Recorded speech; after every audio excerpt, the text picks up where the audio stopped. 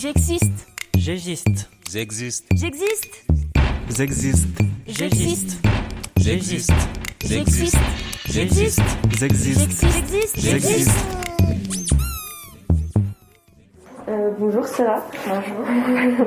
Je te propose de te présenter de la manière dont tu souhaites, de dire ce que tu veux en quelques phrases.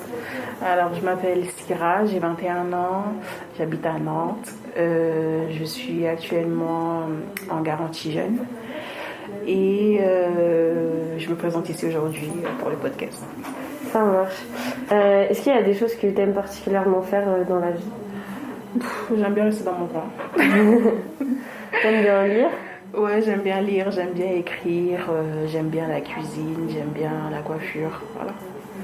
Ok, est-ce que tu pourrais nous raconter un peu ton parcours, ce qui t'a amené ici aujourd'hui? Alors moi, j'ai été placée en 2013 à ma demande, parce que parfois il y en a qui pensent que on est placé parce qu'il y a un juge qui a décidé qu'on serait placé, alors que c'est pas le cas. Donc moi, je m'entendais pas du tout avec ma mère. C'était très très très compliqué parce qu'elle me supportait pas sous son toit. J'ai pas connu mon père non plus parce que voilà, ça a été très compliqué. Enfin, voilà. Je suis orpheline de père et en fait, c'était trop invivable chez ma mère. Moi, je pouvais pas supporter d'être sa boniche, voilà quoi. Ce qui m'a fait fuir de chez ma mère, c'est parce qu'elle voulait me marier à son ex. Okay. C'est de la sorcellerie, je sais pas. En fait, son ex, il vivait au Mali. Ouais. Parce que moi, je suis sénégalaise et malienne. Mais son ex, il vivait au Mali. Elle voulait absolument m'emmener là-bas pour me laisser là-bas. En fait, elle voulait m'abandonner là-bas. Donc, elle a tout fait. En faisant un mariage forcé, du coup. Voilà. Okay. Donc, elle voulait me marier de force à son ex. Chose qui c'est pas normal en fait de penser comme ça, bref c'est bizarre. Et moi j'ai refusé, donc moi au début je pensais qu'elle rigolait. Okay. Je prenais ça à la légère, je calculais pas. Et à cette époque t'allais du coup au collège, au lycée? J'avais 13 ans à cette époque là, enfin 13-14 ans, ouais. J'allais à l'école. Ok. Et du coup, par la suite, mon grand-père, un jour, il m'a appelé et il m'a dit qu'il fallait absolument que je refuse le voyage parce que ma mère, je voyais que bizarrement, elle devenait gentille avec moi. Elle me donnait de l'argent, elle me faisait sortir, etc. Elle m'achetait des trucs et tout. Et mon grand-père, il m'a dit qu'il fallait absolument pas que je la suive au Mali parce que si je vais là-bas, en gros, je reste bloquée là-bas, quoi. Elle veut me marier de force à quelqu'un que je connais pas. En plus de ça, de surcroît, son ex. Donc voilà. Donc du coup, moi, j'ai tout fait en fait pour vraiment partir de chez elle. Donc un jour je suis allée à l'école et à l'école ils savaient que ma mère elle me battait, qu'elle me nourrissait pas, etc. Donc voilà. Je leur en ai parlé et ils ont trouvé ça grave. Donc du coup j'ai un surveillant qui a décidé de prendre les choses en main. Donc d'aller voir l'assistante sociale pour discuter avec elle et voir ce qu'on pouvait faire. Donc du coup quand je suis allée voir l'assistante sociale, elle m'a dit qu'il fallait que j'écrive une lettre au juge et que je la lui remets pour qu'elle puisse l'envoyer et que je puisse obtenir un rendez-vous. Et là, du coup, tu as été placée en famille d'accueil ou en foyer? J'ai d'abord été placée en famille d'accueil, 2 semaines dans une famille d'accueil où ça se passait super mal parce que les familles d'accueil, en fait, c'est pas comme ce qu'on voit à la télé. Hein. Ces familles d'accueil-là, franchement, elles connaissent ton histoire. Donc, comme elles connaissent ton histoire, elles appuient là où ça fait mal, en fait, pour te rabaisser à longueur de temps. Et c'était pas la première fois que j'allais dans une famille d'accueil de toute façon parce que ma mère m'avait déjà placée à l'âge de 7 ans parce qu'elle sortait avec un mec qui nous supportait pas. Moi et ma petite sœur. Ma petite sœur, elle avait 1 an à l'époque. Donc, du coup, pour un mec, elle nous a jetés en famille d'accueil, quoi.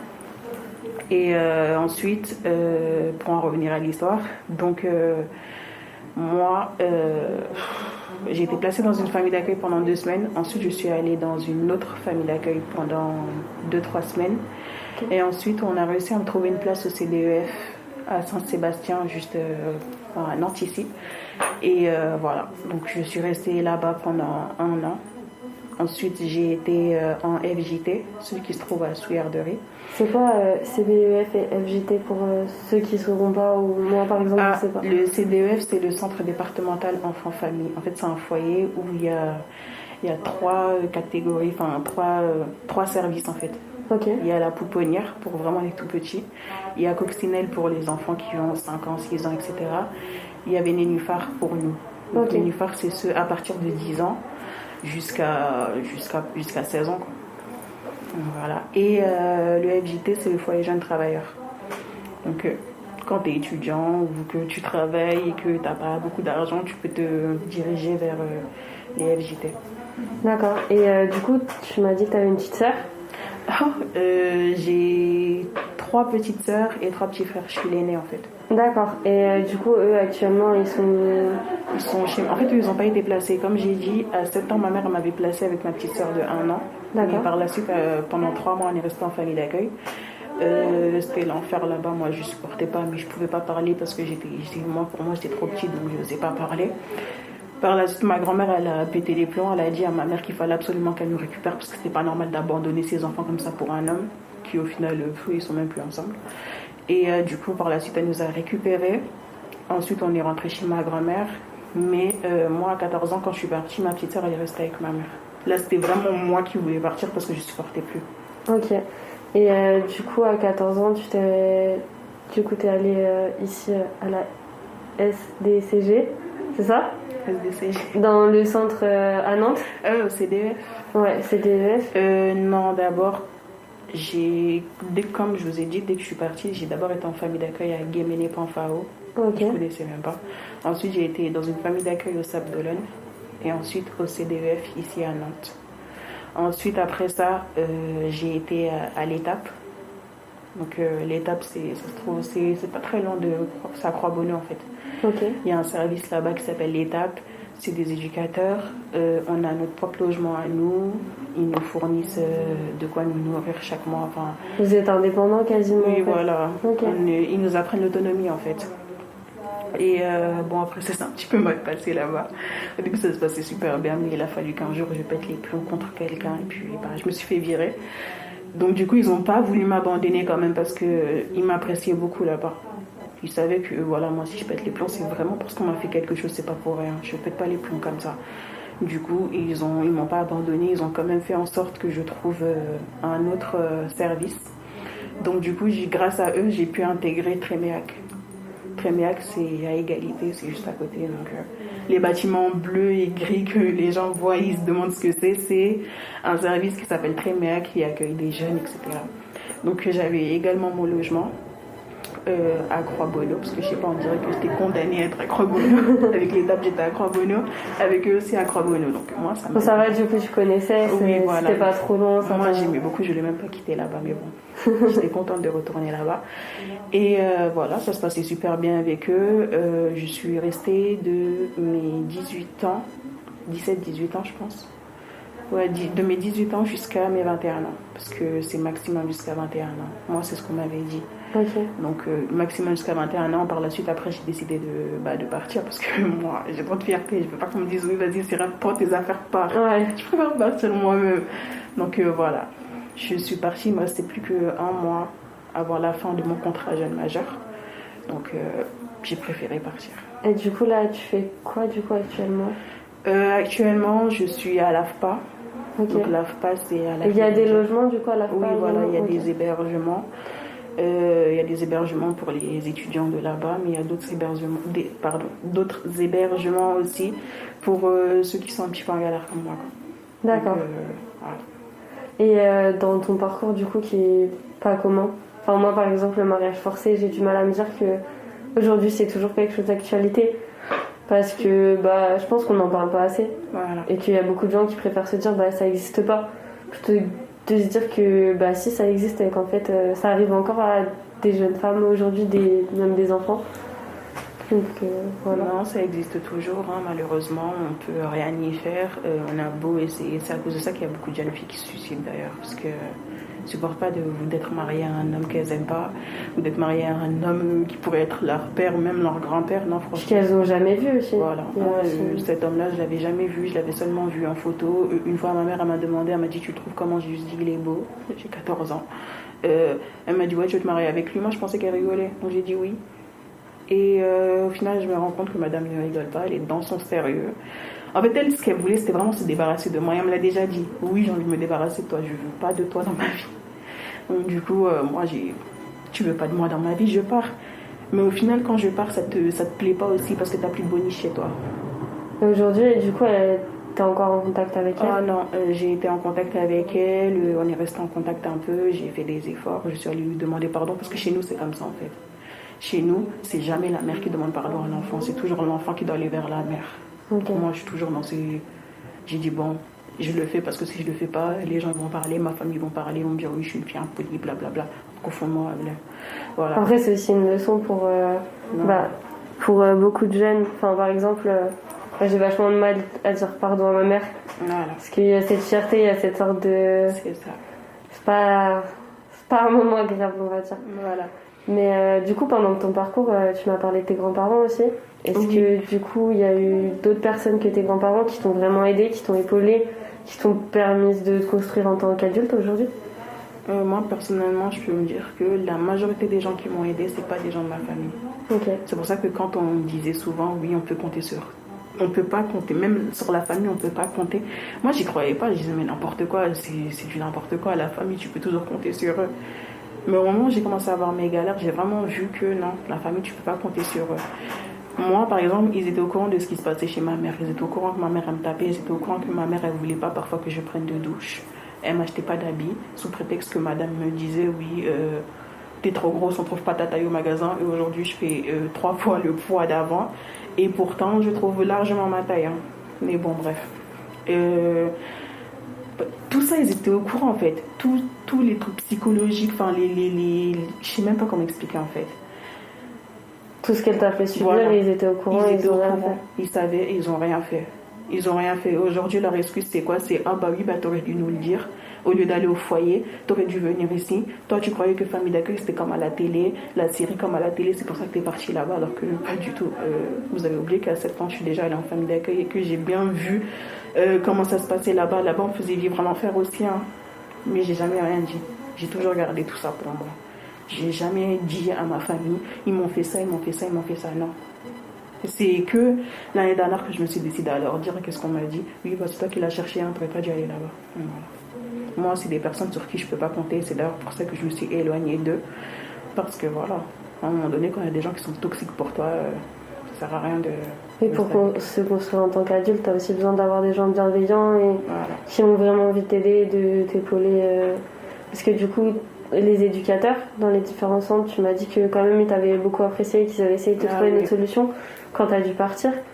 Est-ce que, par exemple, il y en a certains avec qui t'as toujours des contacts Bah, ou qui t'ont vraiment marqué dans ton parcours? T'es pas obligé de citer des noms, mais Oui, juste... non, moi, personnellement, tous les éducateurs que j'ai rencontrés dans ma vie m'ont tous apporté quelque chose.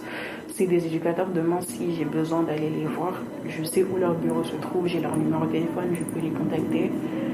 C'est justement une éducatrice qui m'a mis en contact avec Roder 44, sinon moi je connaissais pas en fait.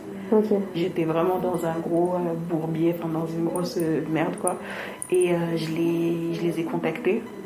Et ils étaient même contents de savoir que voilà, malgré le fait que Syrah ne soit plus dans notre service, si elle a un problème, elle sait qu'elle peut compter sur nous.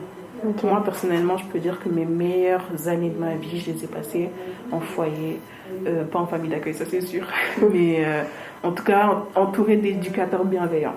Ok, donc c'est vraiment des gens qui t'ont permis de te construire. Ah ouais. Est-ce que tu as eu des amis aussi là-bas peut-être? Des gens de ton âge où c'était plus compliqué vu que chacun a une histoire différente? Au final, on vous demande pas trop si tu as envie de cohabiter avec lui ou pas. Personnellement, moi je sais pas pourquoi, mais la majorité du temps, quand j'ai rencontré des personnes, c'est des personnes qui avaient des histoires un petit peu similaires avec les miennes. Je sais pas pourquoi.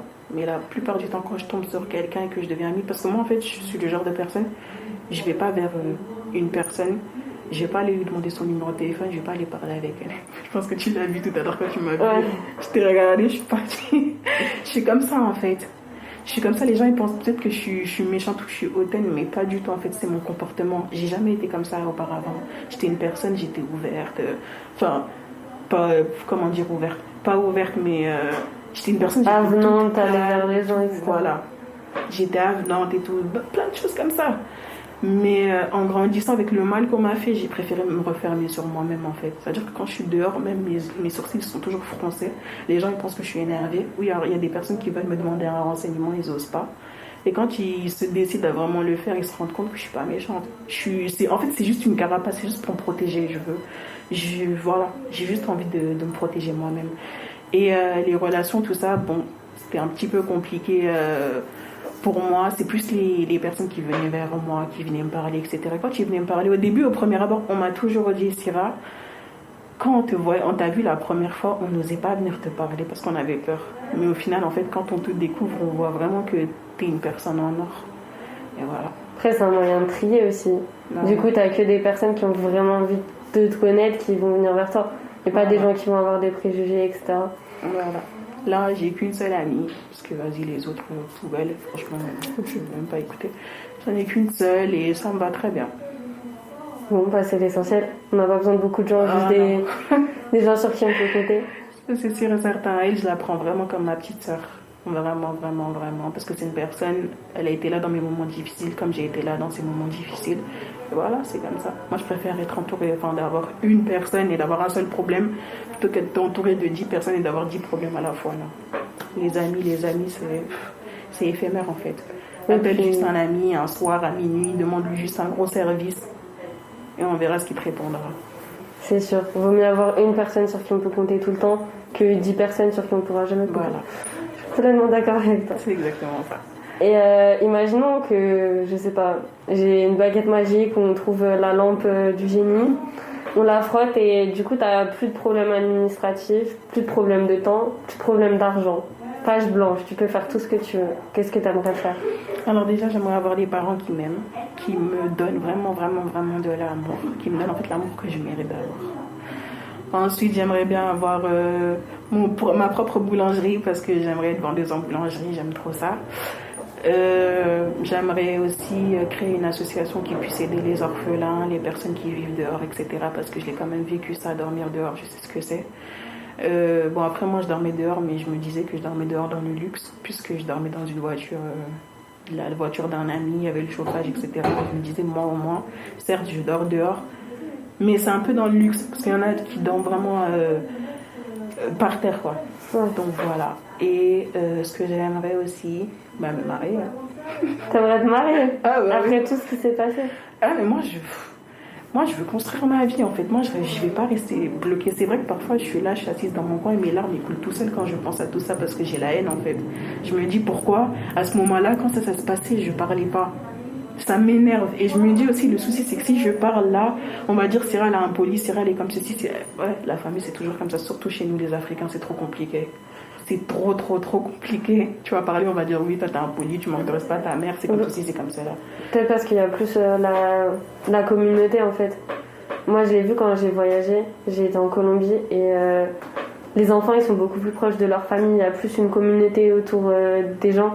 Ouais. Alors que bon aujourd'hui, par exemple moi, peu importe ce que je fais, ma famille, pas ils s'en fichent, mais il y a beaucoup moins de pression familiale, enfin j'ai l'impression en tout cas. Oui, franchement c'est comme ça, faut même pas avoir peur de le dire. Hein. C'est exactement ça. Chez nous en fait, il y a la religion déjà de 1, il y a les traditions, il y a énormément de choses qui font que en fait eux ils sont pas nés ici. Ils sont nés en Afrique, ils ont les valeurs de l'Afrique, ils ont les pensées de l'Afrique. En fait, quand ils viennent ici, c'est ce qu'ils ramènent avec eux. Pour eux, c'est comme ça partout. Ça doit être comme ça partout.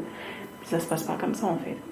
Oui, des fois, quand il y a des problèmes, quand ta famille, ça se passe pas bien, bah, du coup, là, tu vois que la famille, c'est plus une pression que des personnes sur qui tu peux compter et qui peuvent t'aider. Moi, je sais que ma famille, honnêtement, là, le fait que j'ai dormi dehors pendant 2 semaines, le fait que j'avais pas d'endroit où aller, etc., je leur ai pas dit et je leur dirai pas. C'est même pas question de fierté, hein, c'est question que ça sert à rien. Parce que je vais leur dire qu'est-ce qu'ils vont me répondre. C'est toi qui es parti, hein, tu pouvais revenir. Hein, mais je suis là-bas, vous m'aidez pas en fait. Vous m'aidez à rien faire. Je suis là-bas, ma mère elle a su que j'allais là-bas, elle est venue là-bas, elle a foutu la merde, elle a tout fait pour me faire partir de là-bas. En fait, elle, pour elle, sa famille, c'est sa famille. C'est pas la mienne, c'est la sienne. Donc comme c'est la tienne, je te la laisse, je m'en fous moi. Les meilleures années de ma vie que j'ai vécues, c'est avec les éducateurs, c'est pas avec ma famille. C'est comme ça. Et qu'ils le prennent mal ou pas, je m'en fiche, en fait, c'est la vérité. C'est mon ressenti, c'est comme ça. Et toi, aujourd'hui, t'aimerais quand même... Enfin, t'as la force en toi pour te dire... Un jour, je veux construire ma propre famille, trouver mon mari, faire des enfants, du coup. Ah bah oui, moi, je veux trouver mon mari, même si c'était dans 10 ans, 20 ans, et je m'en fiche. Je trouverai mon mari, je ferai mes enfants, et mes enfants, en fait, je leur donnerai l'amour que... En fait, je leur transmettrai l'amour que moi, j'ai pas reçu. C'est-à-dire que mes enfants, vraiment, je ferai en sorte que mes enfants, ils me manquent de rien. ils seront pas pourris gâtés. Hein. Au contraire, je vais leur apprendre la valeur des choses en fait. Parce que c'est pas genre tu claques des doigts et t'as ça. Oh, Coco, toi, ce que t'as là aujourd'hui, moi, je l'avais pas hier. Donc non, tu vas apprendre comment on va l'avoir, tu vois. Et voilà, moi, j'aimerais bien, oui, construire ma famille, etc. Et mes enfants, franchement, ils vont souffrir avec moi. Hein, parce qu'ils vont dire, ouais, vas-y, c'est bon, maman, tu nous aimes trop. Laisse-nous respirer. Voilà. Ouais, c'est trop bien. Et la question signature du podcast, c'est qu'est-ce que tu aimerais dire à d'autres jeunes qui pourraient écouter ça et se dire, moi aussi, comment je pourrais exister plus, comment prendre confiance en soi et avoir confiance quand même dans l'avenir. De se dire, bon, là, je suis peut-être dehors ou je vis vraiment une période difficile. Qu'est-ce que tu aimerais donner comme conseil? C'était un peu... Alors déjà, je vais commencer par ceux qui vivent des situations compliquées chez eux, qui n'osent pas parler. Franchement, parlez-en, même si c'est pas à vos parents. Mais qui que ce soit vous fasse du mal en fait chez vous, ne restez pas en fait enfermé chez vous à ne rien dire. Non. Dès que vous allez à l'école, faites passer des petits messages. Je sais pas si vous avez vraiment un ami de confiance qui est dans la même école que vous, parlez-lui-en. Parce que moi, ma mère, à la base, déjà, elle voulait plus que j'aille à l'école. Elle voulait m'enfermer à la maison pour pouvoir m'emmener au Mali. Mais bref. Et moi, en fait, je me suis pas laissée faire. Non, j'en ai parlé à une amie qui en a parlé aussi comment ça s'appelle, aux surveillants à l'école. Et les surveillants eux-mêmes, ils m'ont convoqué. Donc voilà. Faites la même chose en fait. Briser la glace quoi. Voilà. Arrêtez de rester tout seul et de... Voilà, c'est exactement ça. Si vous avez vraiment le courage de le faire, faites-le vous-même, parlez-en ou alors appelez le 119. Moi je me souviens qu'une fois je l'ai fait, ma mère elle m'a frappé. Mais à un moment donné, voilà. Mais franchement, n'ayez pas peur parce que ça sert à rien de mourir sous les coups de ses parents en fait. Au final, eux ils vont aller en prison. Peut-être qu'ils vont même vivre leur meilleure vie là-bas parce que vous n'êtes plus en vie. Donc non. Parlez-en, ne vous laissez surtout pas faire. Si vous avez peur, ne répondez pas, ne dites rien, mais faites vos choses en fait dans, comment dire, comment je pourrais dire ça, préparer un plan d'évasion voilà. Pour voilà, se protéger en fait. Voilà, exactement, faut surtout pas se laisser faire.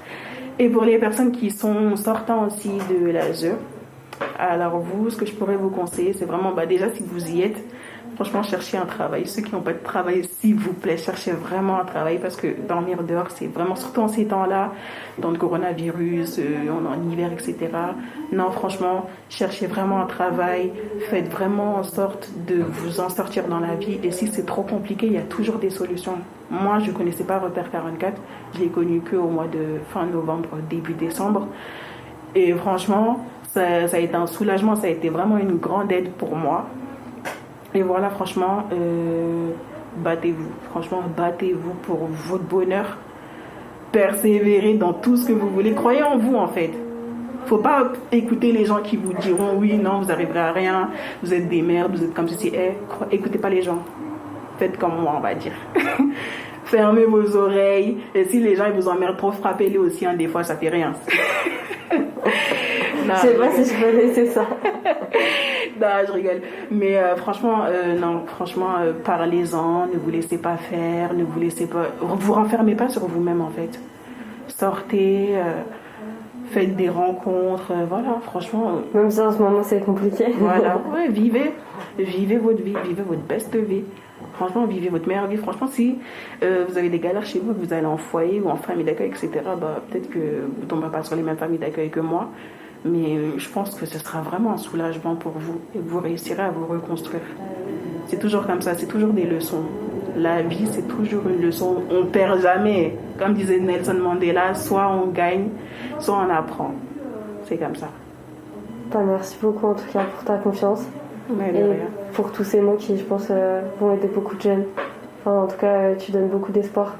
Tu donnes envie de se battre et de continuer, quoi qu'il arrive, de ne pas se laisser abattre en fait. Il ne faut pas se laisser abattre, franchement. Si vous voulez pleurer, pleurez un bon coup. Après ça passe, vous prenez des mouchoirs, vous vous bougez. Vous regardez dans un miroir, vous vous dites « Ah, waouh, aujourd'hui je suis très belle, franchement je suis une très belle femme, ou je suis un très beau garçon, etc. » Donnez-vous de la force à vous-même en fait. Attendez pas que ce soit les autres qui vous disent « Ah oui, non, mais c'est bien comme... » Non. Faites ce que vous voulez faire en fait. N'écoutez pas les gens. Ne suivez pas les gens comme des moutons. Faites ce que vous voulez. Point barre. C'est tout. J'existe. J'existe. J'existe. J'existe. J'existe. J'existe. J'existe. J'existe. J'existe. J'existe. J'existe. J'existe.